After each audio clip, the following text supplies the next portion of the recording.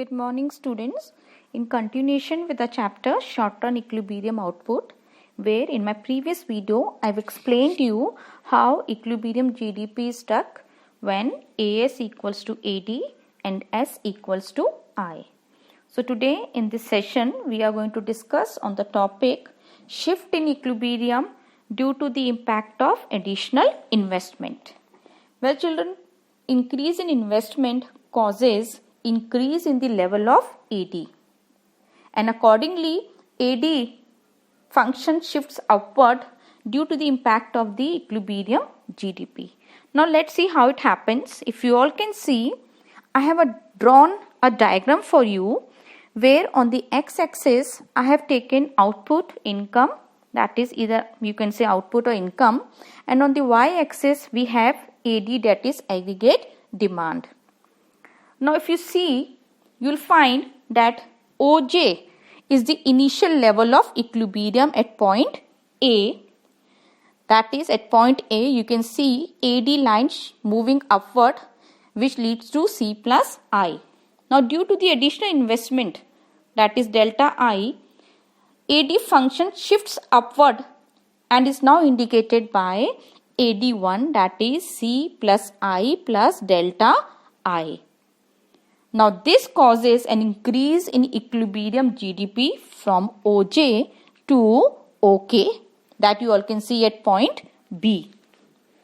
Now children, due to this increase in level of income because of the additional investment from OJ to OK, that is increase in income is JK. Can you all see there is an increase in income JK? If we compare it with additional investment, that is EF on the y-axis, and you will find that increase in income, that is JK, is more than increase in investment, that is EF, and that is why we say that JK is greater than EF. Now this means that additional investment carries a multiplier effect on the level of GDP, and which is known as multiplier. Now to understand this concept of multiplier, which means additional investment causes additional output or income, which is many times more than the increase in investment, which means that when there will be an additional investment, then that additional investment in comparison to the additional income is less. So the factor by which increase in income or output is greater than the increase in investment is known as investment multiplier or output multiplier. Now children, this investment multiplier or a multiplier is be denoted by a symbol K, and its formula goes like this: K equals to delta Y upon delta I, where delta Y means additional income and delta I means additional investment. Now let's see what is the relation of multiplier with MPC, that is marginal propensity to consume. To understand this relationship between multiplier and MPC, do you know that there is a direct relationship between multiplier and MPC?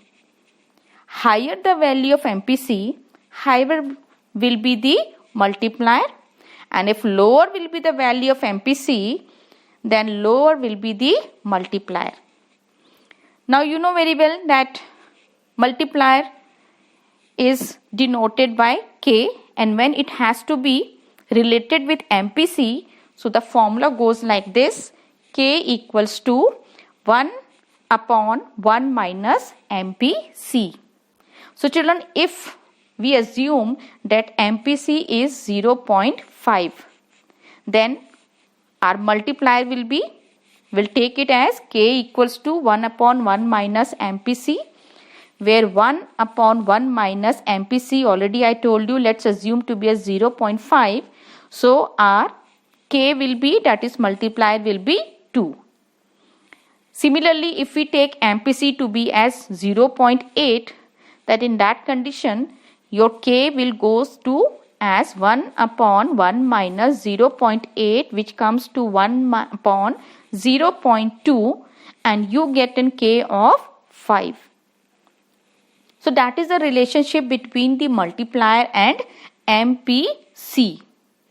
So this is how, if there will be a change in the investment, the equilibrium level of GDP will shift, and the effect of its shifts are very well shown over here in the diagram, and its relationship with the MPC now you all know very well. Thank you.